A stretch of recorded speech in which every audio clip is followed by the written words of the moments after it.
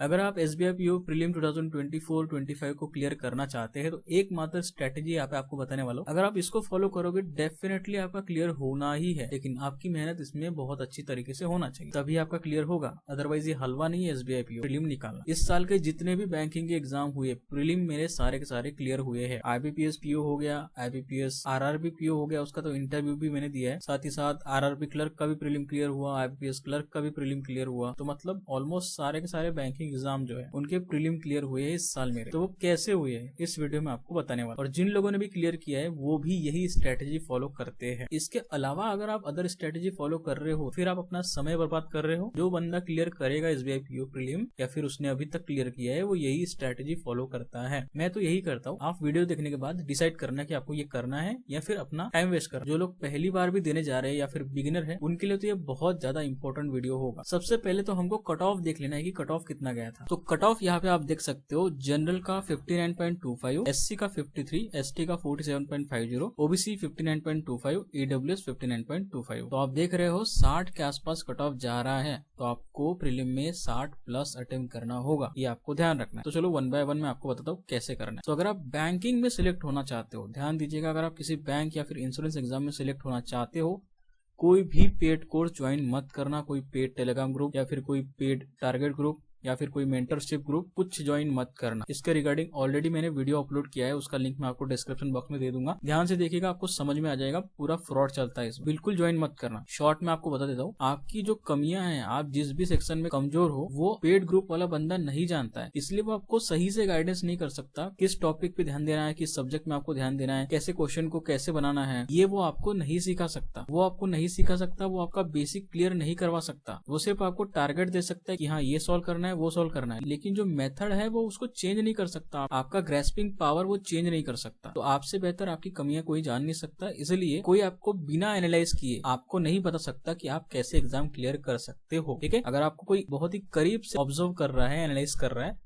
आपके मिस्टेक को देख रहा है और फिर वो गाइड कर रहा है, तो वो डेफिनेटली अच्छा गाइड करेगा। और फ्री गाइडेंस आपको पूरे के पूरे यूट्यूब पे मिल जाएगा। मेरे ही टेलीग्राम ग्रुप पे जो है मैं कभी कभी फ्री लाइव सेशन लेता हूँ जिसमें आपके सारे डाउट में क्लियर कर देता हूँ। तो आपको कहीं कुछ करने की जरूरत नहीं है। अगर आप ये ज्वाइन किए हुए हो, आप डेफिनेटली 2-3 साल वेस्ट करने वाले हो। प्रीलिम भी अगर आपका निकल जाएगा तो मेंस में आप उड़ने वाले हो। तो फाइनल सिलेक्शन बहुत ही रेयर होगा, आप सच बता रहा हूँ। काफी समय वेस्ट होगा। बिल्कुल भी ज्वाइन नहीं करना कोई भी टेलीग्राम या फिर पेड कोर्स, किसी का भी। दूसरा चीज, सबसे पहले आपको क्या करना है कि आपको लास्ट ईयर का मेमोरी बेस्ड पेपर देख लेना है। अगर आप बिगिनर हो तो डेफिनेटली ये चीज आपको करना है। मैं आपको यहाँ पे दिखा देता हूँ कि last year memory based paper में आया क्या था। ये देखो, यहाँ पे मैथ्स में मिसिंग नंबर सीरीज आई थी 6, अर्थमेटिक के 14 से 15 क्वेश्चन थे, अप्रोक्सीमेशन के 5 क्वेश्चन थे, DI table and pie chart 5 question थे, DI टेबल 5 क्वेश्चन थे। ऐसे 35 क्वेश्चन मैथ्स में आए थे। उसके बाद रीजनिंग की अगर मैं बात करूँ, पजल आया था फर्स्ट शिफ्ट की बात कर रहा हूँ 2023 में 6 नवंबर को हुआ था। मंथ बेस्ड पजल आया हुआ था वेरिएबल के साथ, 4 से 5 क्वेश्चन थे। कंपैरिजन बेस्ड पजल आया था 5 से 6 क्वेश्चन थे। डे बेस्ड वाला पजल आया था 4 से 5 क्वेश्चन थे। Linear arrangement south and north 4 से 5 क्वेश्चन थे। तो आप देख सकते हो 20 से 25 क्वेश्चन आपसे पजल और सिटिंग अरेंजमेंट से पूछे जाएंगे। देन सिलोगिज्म के 3 से 4 क्वेश्चन थे। ब्लड रिलेशन 3 से 4 क्वेश्चन थे। इनइक्वालिटी 3 क्वेश्चन थे। डायरेक्शन डिस्टेंस का 1 क्वेश्चन था। पेयर फॉर्मेशन इसका 1 था और मीनिंगफुल वर्ड का 1 क्वेश्चन पूछा गया था। तो इससे आपको पता क्या चल रहा है कि एग्जाम में आता क्या है, प्रीलिम क्या क्या आता है। ये टॉपिक्स आपको ध्यान रखना, ये सारे टॉपिक्स आपको करना है।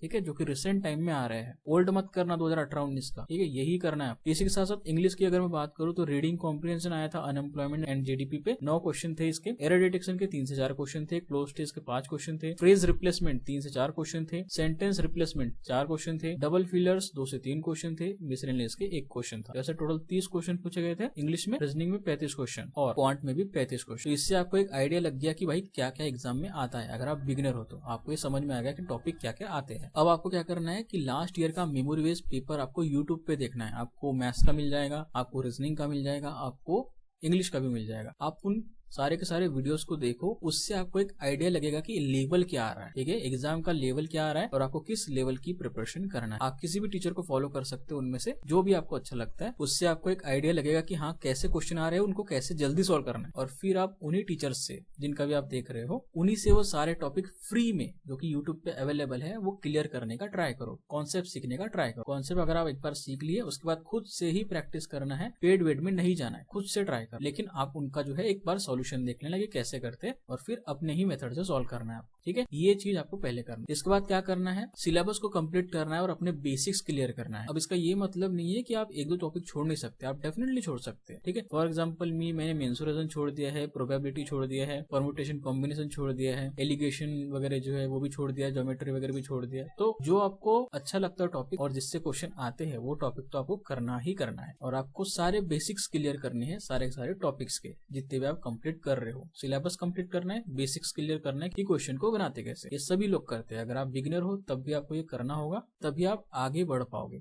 ठीक है, इतना आपने कर लिया, बेसिक क्लियर कर लिया। खुद से बेसिक क्लियर करना है, टीचर पे डिपेंडेंट नहीं होना, ये चीज ध्यान रखना। आप वीडियोस देखिए, एनालिसिस करिए और फिर खुद से क्लियर कीजिए बेसिक्स। आप खुद से बनाने का ट्राई करना। फिर सिलेबस कंप्लीट करने के बाद फिर आपको करना क्या होता है, मॉक्स ही देना होता है बस, और एनालाइज करना होता है प्रॉपरली। अब यहाँ पे जो है परसेंटाइल वगैरह भी आप देख सकते हो, बट उस पे उतना रिलाय मत करना क्योंकि बिना मॉक्स के भी सिलेक्शन होते हैं, ये ध्यान रखना। लेकिन अभी आप बिगिनर हो, आपको स्पीड चाहिए, 60+ अटेम्प्ट करना है, तो आपको मॉक्स देना होगा जिससे आपकी स्पीड आएगी और उसको आप एनालाइज करोगे तो आप अपनी गलती पे काम कर सकते। बस इतना ही करना है। जो लोग भी एग्जाम क्लियर करते हैं वो इतना ही करते हैं, अपनी गलती पे काम करते हैं, वो एनालाइज प्रॉपर करते हैं कि भाई गलती कहाँ हो रही है। जिस भी सब्जेक्ट में अगर गलती हो रही है उस सब्जेक्ट को ज्यादा ध्यान देते हैं, जिस भी टॉपिक में गलती हो रही है उसको और ध्यान देते हैं, उसको पक्का करते, तो जो गलती हो रही थी वो भी ऐड हो जाता है, रॉन्ग का राइट में हो जाता है, तो बिना कुछ किए नंबर बढ़ जाते हैं। जो गलत वाले क्वेश्चन है अगर उनको सही कर लिए तो नंबर बढ़ जाते हैं। बस यही करना है। कौन सी मॉक टेस्ट देना है इसके रिगार्डिंग जब नोटिफिकेशन आएगा तब वीडियो बनाऊंगा। अभी आपके पास जो भी है उसका ही आप मॉक लगाइए, इससे ज्यादा कुछ नहीं करना होता है। शॉर्ट में आपको बताओ, सिलेबस कंप्लीट कर लो, बेसिक कंप्लीट कर लो अपने, और फिर सिर्फ मॉक दो और उसको एनालाइज करो। यही है एकमात्र स्ट्रैटेजी। जो लोग भी क्वालिफाई किए होंगे डेफिनेटली वो रिलेट करेंगे कि मैंने जो बताया इससे बाहर कोई कुछ नहीं बताएगा। कोई ये करना है, वो नहीं करना है, वो टॉपिक करना है, ऐसा करना है, वैसा करना है, ये टीचर को फॉलो करना है, वो पेड कोर्स फॉलो करना है, ये सब चीजें नहीं करना है। अगर आप बिगिनर हो, ये वीडियो अगर आप देख लिए और इसको ध्यान से अगर ढंग से फॉलो कर लिए, मैं बता रहा हूँ प्रीलिम क्लियर डेफिनेटली होगा। मैंने ऐसे ही किया था और खुद से किया था, सेल्फ स्टडी से ही फिर क्लियर हुआ। जब तक मैं टीचर पे डिपेंडेंट रहा मेरा प्रीलिम क्लियर नहीं हुआ। जब खुद पे ध्यान दिया, खुद से किया, तब जाके मेरा हुआ। ठीक, तो आई होप आप ये फॉलो करोगे और इसके अलावा कोई और वीडियो नहीं देखोगे स्ट्रेटेजी के लिए, अदरवाइज खत्म है फिर काम। बाकी मॉक टेस्ट की अगर मैं बात करूँ, फिलहाल मेरे पास कोई भी मॉक टेस्ट नहीं है। जब भी मैं मॉक टेस्ट कोई खरीदूंगा जरूर से बताऊंगा, और कोई मॉक टेस्ट कंपनी के साथ में अगर एसोसिएट होऊंगा तो भी मैं आपको बताऊंगा। उसके पहले मैं खुद एनालिसिस कर रहा हूँ कि भाई कौन सा मॉक एग्जाम लेवल है और कैसे आपको पढ़ना है, कौन सा काम आने वाला। बाकी टेलीग्राम ग्रुप ज्वाइन नहीं किया, इसको जरूर से ज्वाइन करिए, साथ ही साथ व्हाट्सएप चैनल जरूर से ज्वाइन करिए। इसमें मैं सारे वीडियोस लिंक शेयर करता हूँ, लिंक डिस्क्रिप्शन बॉक्स में आपको मिल जाएगा।